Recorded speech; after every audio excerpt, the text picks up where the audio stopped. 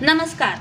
दिवाळीत वसुबारसला कोणाची कधी कशी पूजा करतात याची माहिती आता आपण ह्या चॅनेलवर पाहूया. तर दिवाळीत वसुबारसेला आपण गाय वासरांची आपण पूजा करायची असते, कारण हा सण गाय वासरांसाठीच हा खास आहे.